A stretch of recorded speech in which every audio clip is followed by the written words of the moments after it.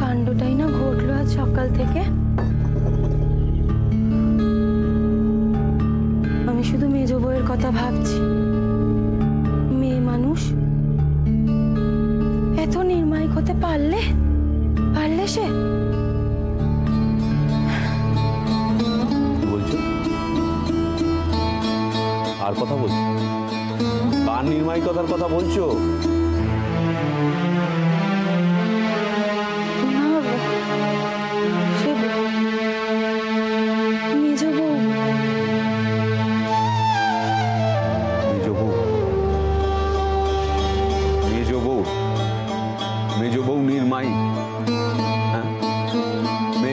কথাখানা তুমি বলতে পারলে? আর বেবুটার নিষ্ঠুরতা তোমার চোখে পড়লো না? দেখো বড় বউ, এই কথাখানা বলা আমার শোভা পায় না, তবু বলছি। হ্যাঁ, আমি কালের গতিকে, অবস্থার গতিকে তোমাকে কোনোদিন বেড়াতে নিয়ে যেতে, ফিরতে নিয়ে যেতে পারিনি, তবু বলছি অবস্থা ছিল। হ্যাঁ, এই বুড়ো বয়সে এই কেলেঙ্কারিটা করার কি দরকারটা ছিল?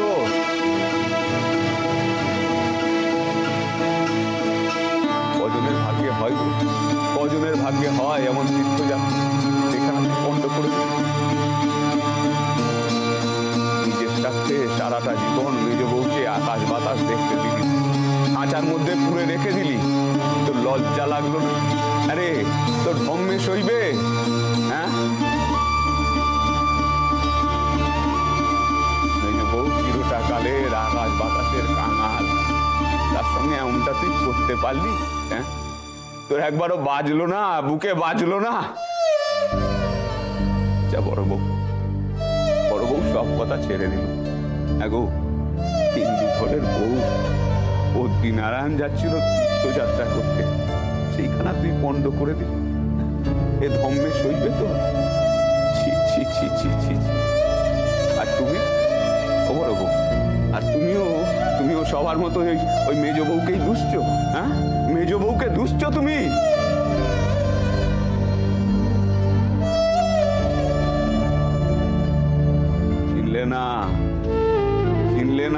চিনলে না তোমরা, কেউ চিনলে না।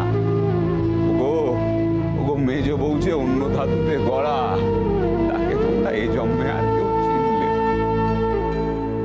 না। বেবোটা তো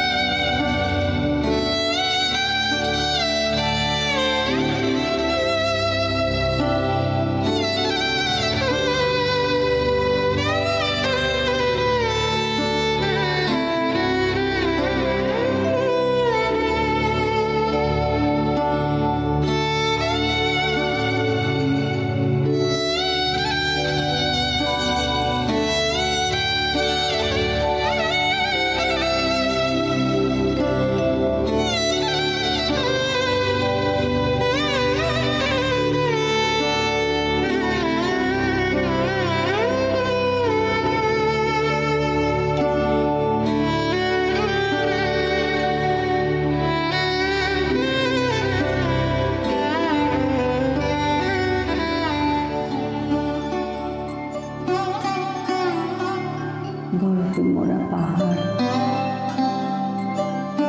নর আর নারায়ণ, তাদের সেই মন্দির, কি অপূর্ব সে জায়গা। সেই মন্দিরে সোনার চূড়োর উপর সূর্যের প্রথম আলো এসে পড়ে। অলোক নন্দা বই চলেছে তার শব্দ।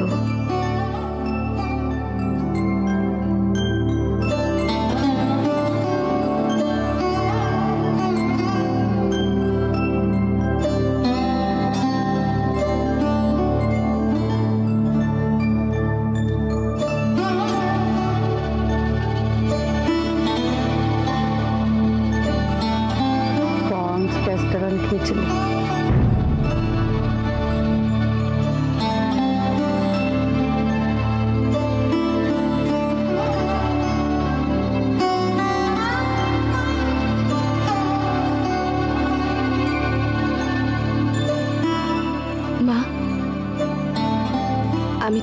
যাব, যেখানে তুমি যেতে চাও। মা, আমি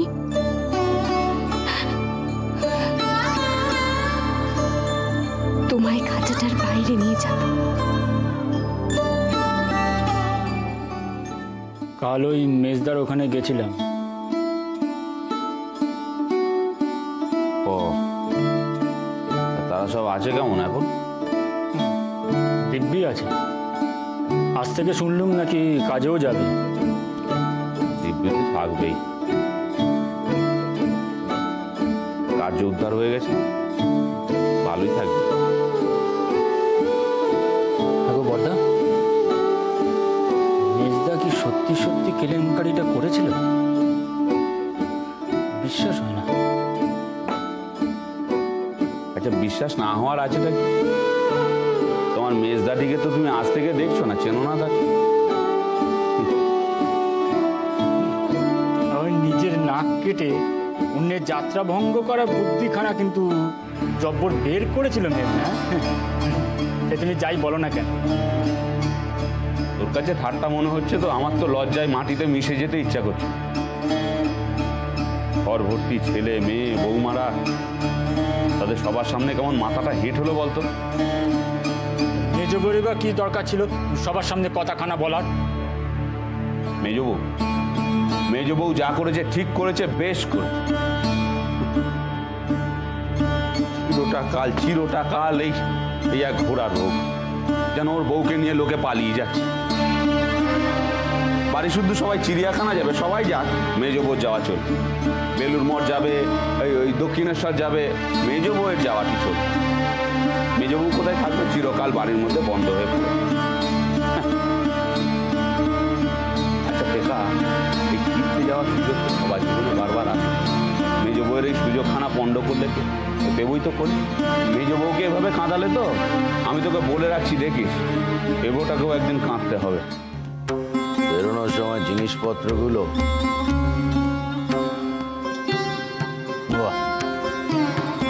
রেখে দিয়ে চলে দেওয়াতে দেওয়ার কেউ।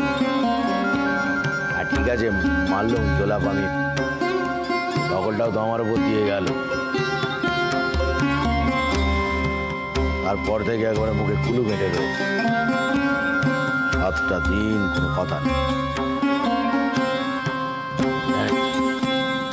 বিধবা হলে মনে হয় বেশি খুশি হতো।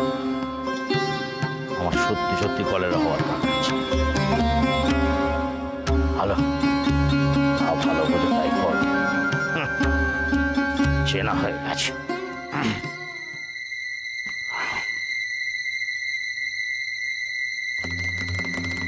কলেজে যাওয়া হচ্ছে?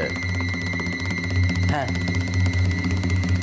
পয়সা খরচা করে যাওয়া হচ্ছে নাকি লেখাপড়াও কিছু হচ্ছে?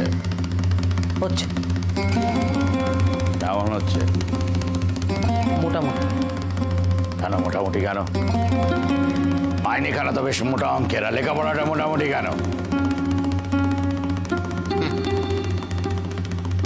এবছরই তো শেষ, পরীক্ষা কবে? দেরি আছে। ও, তার মানে বাপের ঘাড়ে বসে আরো কিছুদিন অন্ন ধ্বংস করা। দেখা যাচ্ছ কি বাবা? বকুল কোথায়? ও তো বেরিয়ে গেছে। ঠিক আছে, এখন ও আগেই বেরোয়। একা একা? না, ওরা 2-3 জন বন্ধু মিলে একসঙ্গে যায়।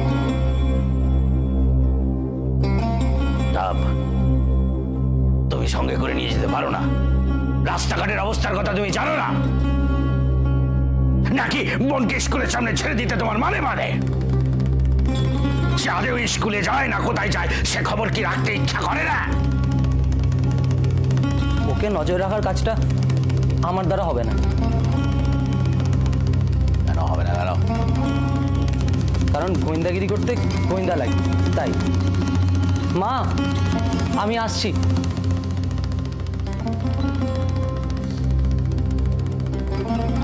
আরামজাদা, সব কটা মায়ের মতো হয়েছে। কথা ছেড়ে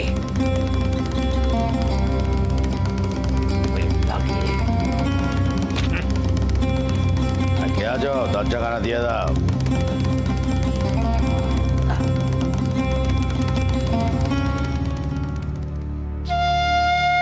দেখতে এলুম পেবোটা কেমন আছে, তা সে তো দিব্যি আছে রে। মেজ বউ, তোর দিকে তো তাকানো যাচ্ছে। আরে শরীরের প্রতি এমন অযত্ন কেন?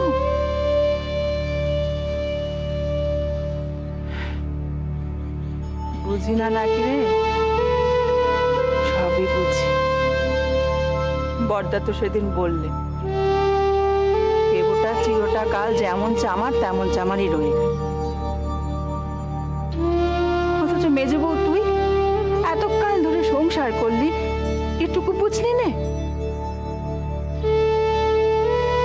লোকে মানুষের পরে অভিমান করে। হ্যাঁ, ইট কাতরের পরে অভিমান করে নিজেকে শেষ করার মতো বোকামি আর কি আছে?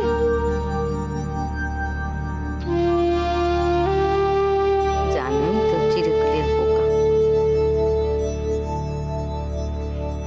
তবে ইট কাঠের পরে অভিমান করেছি কি করে? যদি কই সৃষ্টিকর্তার পরে, তা সে লোকটাও তো ইট পাতুরি নাকি? তবে তো নাচার।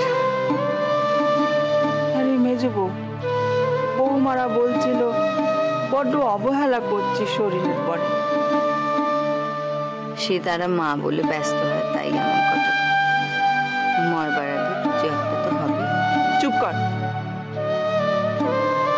এমন কথা আমার সামনে আর মুখে আনবি না। তুমি আমায় বড় ভালোবাসো গো। তাই যদি বুঝতিস তাহলে আর অমন কথা মুখে আনতিস না।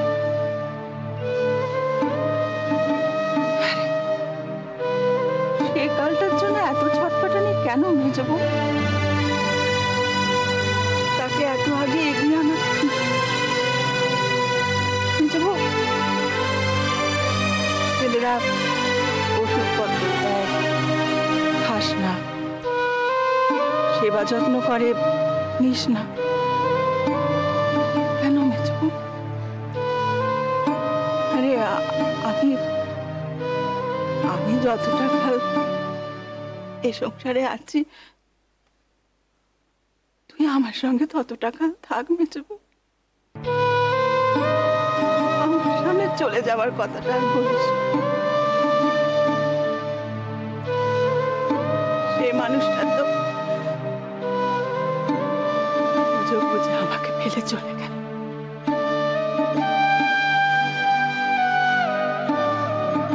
তিনি তোমাকে ফেলে চলে গেছেন এমন কথা কইও না বড়টা বুঝি। তিনি তো তোমায় ভরিয়ে রেখেছেন, ঘিরে রেখেছেন। সংসারে কত মানুষ তো সঙ্গে থেকেও আছে বলে মনে হয়।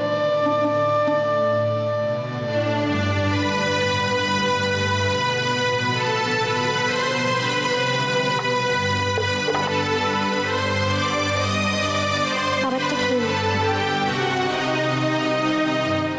মাকে বলেছেন তো মোটে আমাদের কারুর কোনো কথা শুনতে চায় না।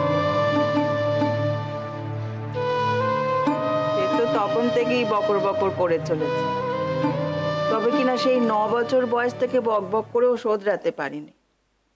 যা জেদ মেয়ের।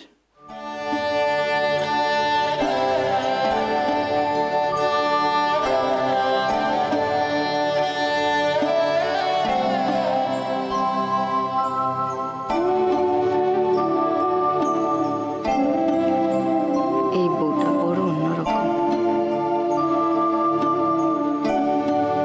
কষ্টও পায় তাই। স্বামীর রাগ তুমি শাওরির মতো, প্রতি পরম গুরুর বিট পাখি মেনে নিতে পারে না, তাই অন্যরকম কথা পায়। ভাববার মন আছে, বড় ইচ্ছে করে মেয়েটাকে কাছে টেনে নিই। তোর জন্যই ওর কথা ভেবেই দূরে দূরে রাখি। মেয়ে মেজ বউয়ের কাছে। এইটাই বুঝি ওর গঞ্জনার বাড়তি কারণ হয়ে দাঁড়াবে। মেজ বউ সংসারের খাপে নিজেকে বেশ ঢেলে নিয়েছে। বড়টা বোকা। দেখ মেজ বউ, পুরো খাঁটিতে সংসার চলে না। ন্যায় অন্যায়, সত্য মিথ্যে, এসবের আপোষের মধ্যে দিয়ে সংসারটা চলে। নইলে সংসার বড় অচল।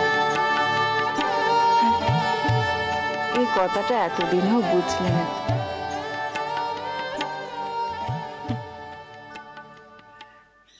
তাই হেরে মরলে। পণ করেছিলাম হারব না,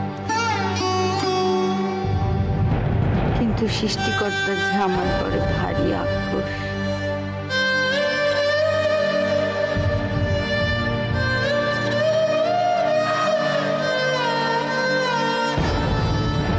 হেরেছি, কিন্তু হার মানি না।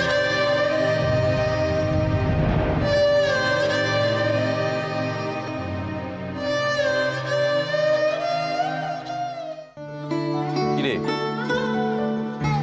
আজ টেস্টের রেজাল্ট বেরোবার কথা ছিল না?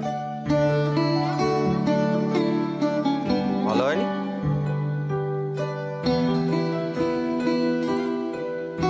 দেখাবি না রেজাল্টটা? দেখা না।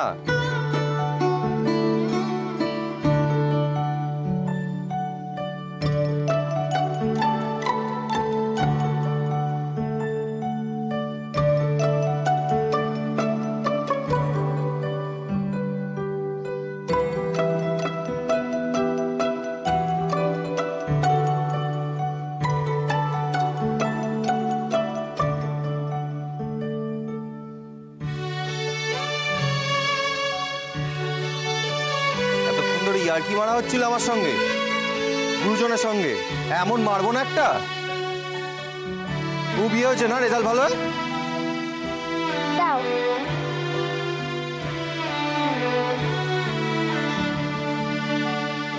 এটা কিন্তু টেস্টের রেজাল্ট। ভালো হয়েছে অমনি পড়াশোনা ঢিল দিয়ে দিলি, তা চলবে না। সে তো জানি, মাস্টার যে করা।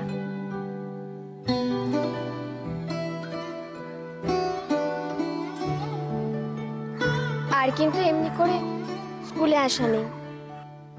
আমি বেশিক্ষণ পড়াবো বাড়িতে?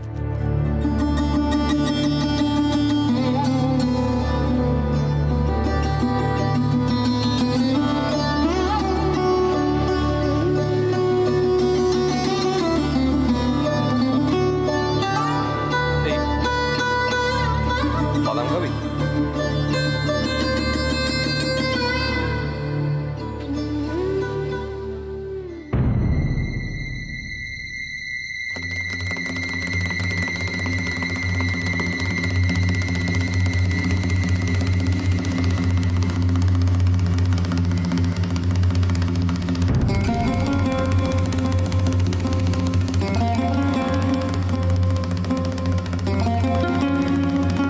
এখানে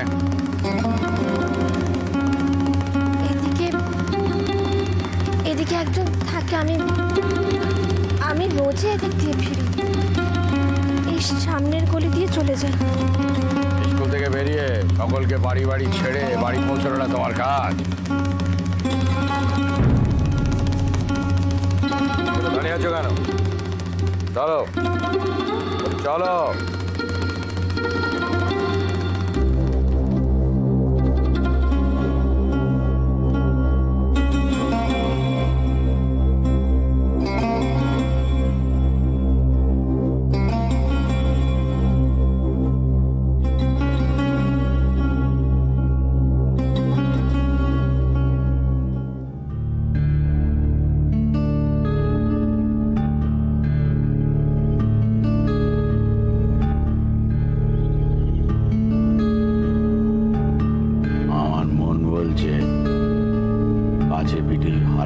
ছেলেটা ছিল ঘোষালের বউ। এ নিয়ে তো আর মেজবউকে কিছু বলে লাভ নেই। করেন আমাকেই করতে হবে, পাকা মতলব করতে হবে। মশাই বসুন বসুন বসুন বসুন। তারপর কি মনে করে? প্রতিবেশী হয়ে থাকেন, খবরা খবর কিছু নেওয়া হয় না, বাড়ির সামনে দিয়ে যাতায়াত করি, তাই চলে এলাম। বেশ বেশ করেছেন, খুব ভালো। চা না শরবত? নেপতি তো চা পাঠিয়ে দে বাবা এই ঘরে। হ্যাঁ বলুন, এবার বলুন।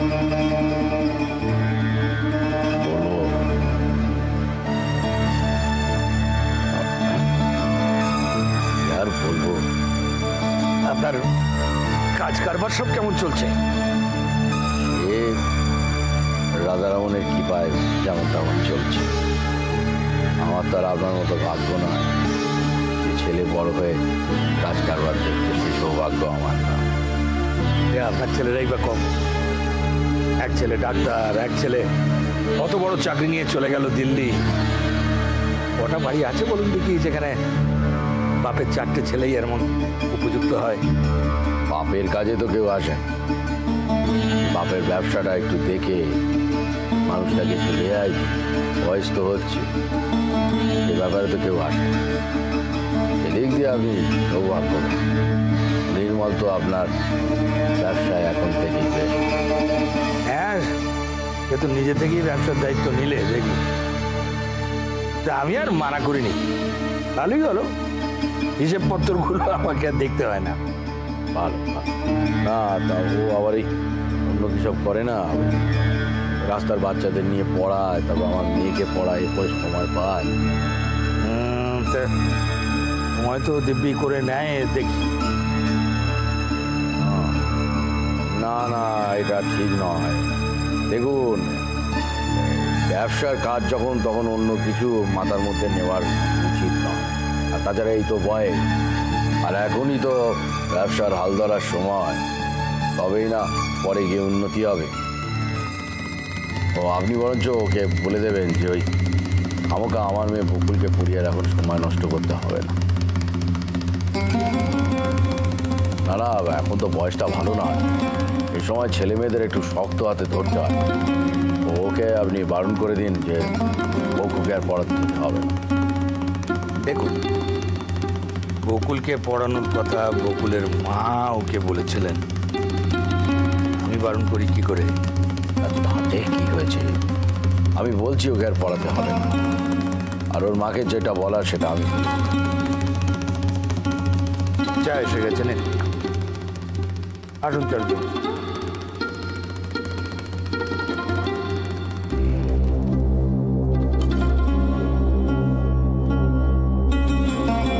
বাহ, বেশ খাসা চা। হ্যাঁ